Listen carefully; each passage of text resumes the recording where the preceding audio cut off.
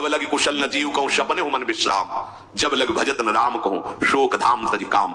ये दुखों का खजाना काम अर्थात इच्छा, इसका त्याग करके भगवान की शरण में होकर जब तक नाम जप नहीं करोगे स्वप्न में भी तुम्हें विश्राम नहीं मिलेगा। और नाम जप ये गंदे आचरण करने वालों के हृदय में नहीं हो सकता। नाम परम पवित्र है। ये तभी होगा जब आपका खान पान सात्विक हो, आपका वातावरण सात्विक हो, आपका बोलना उठना बैठना सब सात्विक हो, तब नाम भगवान कृपा करेंगे आपकी जिह्वा। फिर कौन सी इच्छा रह जाएगी, कौन सी इच्छा रह जाएगी? अरे आप विश्वास कीजिए, ये जितनी इच्छाएं हैं सब स्वात्मिक हैं। जब आप सच्चा विवेक धारण करेंगे तो आपसे पूछा भी जाएगा कि जबरदस्ती केवट से कह रहे ले लो, वो कह रहे आपका चुनाव चाहिए, मोरे नहीं चाहिए। प्रहलाद जी कह रहे वरदान मांगो, हमारी आज्ञा का पालन करो, तो कह रहे हाँ आपकी आज्ञा का पालन करता हूं, हे नाथ मुझे यही वरदान दीजिए कि आपसे भी कोई इच्छा न रहे। ये वरदान मांगा कि आपसे भी कोई इच्छा। आप सोचो क्या है ऐसा भागवती का रस कि जिसको वो मिला तो भगवान से भी कह देते। और भक्त तो बड़े विचित्र विचित्र है, वो भगवान से कहते तुम्हारी इच्छा क्या है प्यारे? बोलो हम पूर्ण करते हैं। तुम्हारी इच्छा क्या है? हमारी तो कोई इच्छा नहीं। आप बोलो आपकी इच्छा क्या है? आप क्या चाहते हो? मैं कैसे आपको रिझाऊं? ये जब कामना को लेकर के मनोवृत्ति का प्रवाह संसार की तरफ होता है, तब ये कामना ही हमें राग द्वेष में बांध देती है। जो महापुरुषों ने उपासना करके शास्त्र स्वाध्याय करके अनुभव किया है उसे ध्यान से सुनो। इच्छाओं से बचने का उपाय, इच्छा ही आपके बंधन का कारण है, इच्छा ही जन्म मरण का कारण है। इच्छाओं से बचने का उपाय, कर प्रमाद मत बनो आलसी, करो सुचारु रूप से काम, अपना काम स्वयं करने में लाज बड़प्पन तजो तमाम।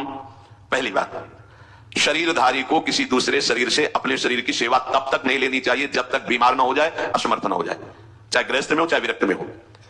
ध्यान दीजिए, आप चाहे आपकी पत्नी हो, पुत्र हो, परिवार हो, आप उनके सेवक हैं क्योंकि वो सब प्रभु के जन हैं। इस भावना से रहोगे कभी नाराज नहीं होगे, कभी गुस्सा नहीं आएगा, कभी झगड़ा नहीं होगा। अगर आप अपने को ये माने कि प्रभु मेरे इस रूप में आए हुए हैं, मुझे अपने कर्तव्य का पालन करना है, तो कहीं झगड़ा नहीं हो सकता। तुम जो कर रहे हो तुम्हारा कर्तव्य, हमारा कर्तव्य है कि हम पति पुत्र परिवार आदि जो भी है ये हमारे भगवान का स्वरूप है। मैं आप समझो वही भगवत साक्षात्कार, पर ऐसा कौन मानता है? अच्छा साधु वेश में ये जरूर सावधानी रखनी चाहिए। ध्यान देकर सुनिए, जब तक आपका शरीर स्वस्थ है आप किसी से किसी भी प्रकार की सेवा स्वीकार न करें। भिक्षान्न के सिवा कोई भी सेवा स्वीकार न करें। अपने शरीर की सेवा तब तक करें जब तक आपका शरीर असमर्थ नहीं हो जाता। असमर्थ हो गए तो फिर हरि ही करें आकर स्वयं, या किसी को भेज दें, उनकी बस की बात है। देखो माधवदास बाबा की लंगोटी स्वयं श्री ठाकुर जी महाराज धो रहे हैं। तब तक हमने अपने बड़े संतों को देखा है बिल्कुल किसी भी तरह की कोई सेवा नहीं स्वीकार करते। अपनी दिनचर्या अपने हाथ से अपने शरीर की पूरी। आपको क्या हो गया है? आप भी वैसे चलो जैसे गुरुजन चले, भिक्षान्न के सिवा आप अपनी किसी भी तरह की सेवा किसी से मत करवाइए। आप देखो इच्छाओं का दमन होना शुरू हो जाएगा। यही से इच्छाओं का दमन शुरू हो जाता है। आप सच्ची मांगिए, ये जो आप शरीर सुख की आकांक्षा से दूसरे से सुख लेने की इच्छा करते हैं, यही तुम्हारे बंधन का कारण है, ये तुम्हारी दुर्गति, यही तुम्हारी कमजोरी है। जब तक शरीर स्वस्थ रहे किसी से किसी भी तरह की सेवा मत लो, और अधिक से अधिक सेवा करने का भाव रखो। सुधार, हमें सेवा करना है, सेवा लेना नहीं है। जब तक सेव्य का साक्षात्कार ना हो जाए या शरीर असमर्थ ना हो जाए तब तक ये नियम दृढ़ रखना चाहिए।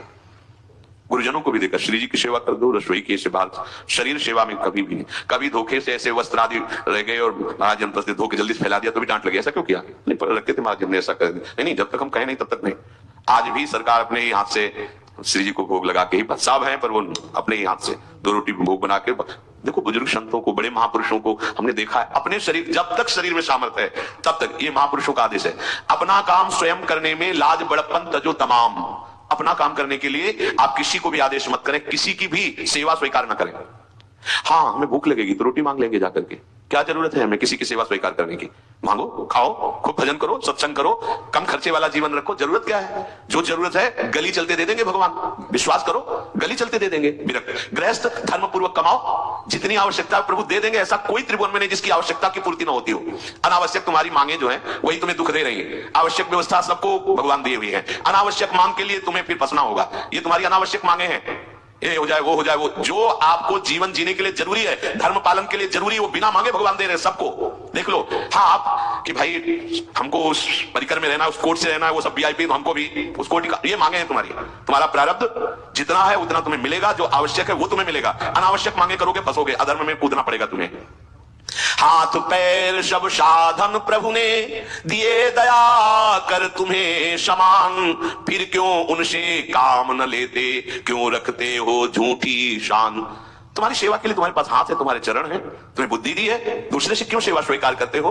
प्रभु ने दया करके उद्धार के लिए तुम्हारे पास पूरी सामग्री दे दी, उसका प्रयोग करो। तन मन दोनों का हित करता, निश्चय शारीरिक श्रम युक्त। देखो ये है, जिसने अपना परम मंगल ठाना है वो शरीर को कभी प्रमाद में नहीं रखता, चाहे गृहस्थ हो चाहे विरक्त हो। ये आलस्य प्रमाद किसी के लिए भी ठीक नहीं है।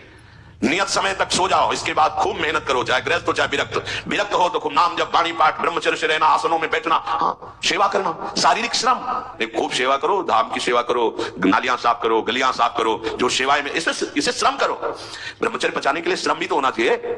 श्री जी की प्राप्ति के लिए मन वचन कर्म से श्री जी के चरणों का आश्रय लेकर के जितना आप अन्न डालते हो उतना आप इसका प्रयोग करो शरीर का, इससे ममता मत रखो। खूब धाम, पुराने संतों को देखो, सोनी पकड़े कहां कहां तक परिक्रमा में लगा। हमने देखा एक हरिदासी महात्मा के पीछे पानी घाट की तरफ उनकी छोटी सी कुटिया, किलोमीटर तक ऐसे ही सोनी लगा रहे हैं। वृद्ध वृद्ध महात्मा सेवा करें, अपने लोग जवान महात्मा होकर शरीर स्वस्थ होकर बेइज्जती से, अगर सोनी पकड़ के खड़े हो जाओगे गली में तो आपको लगेगा अपनी बेइज्जती हो रही है। वाह कितनी बड़ी इज्जत है हमारी।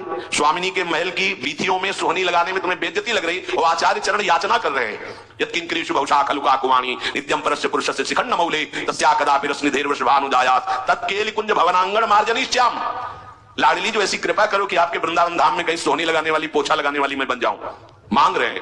एक से कहा भैया चाहे जितना बुरा प्रारब्ध हो, यहाँ जो भगत आते हैं उनके जूते साफ कर दिया, कोई प्रारब्ध खत्म हो जाएगा। भाई आप समझो ये वो दवा है जो बेजोड़ है, इसे कोई काट नहीं सकता।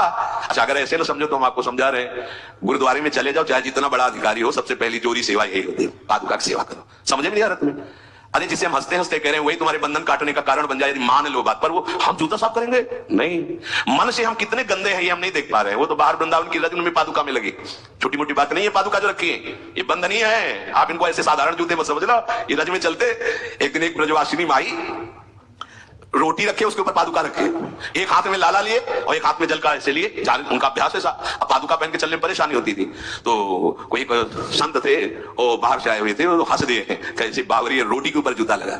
ऐसे मतलब कितने साल हो गए ब्रजवास करते हुए? कई वर्ष हो गए।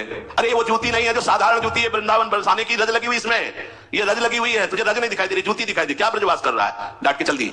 ये समझो हम कहें कि जूती साफ करो तो हम जूती साफ करेंगे, और ये है कौन सी जूती साफ में? क्या रज है? वृंदावन बरसानी सब जगह घूमते रहते हैं ये महाभागवत जन। अगर इनकी ये गृहस्थ विरक्त मत देखो, सब लाडली जी के लाडले हैं जो यहाँ आए हुए हैं। अगर हम उनकी पादुका साफ करेंगे तो हमारा हृदय साफ हो जाएगा। और कोई मानता कहाँ है?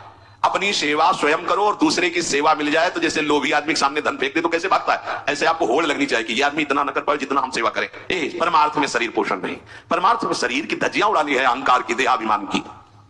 राखे अपने को सदा भगवत सुमिरन लीन, सुने न जग के दोष गुण, करे न चित मलिन। सदैव अपने को ये देखता रहे कि प्रभु का सुमिरन चल रहा है कि नहीं अंदर।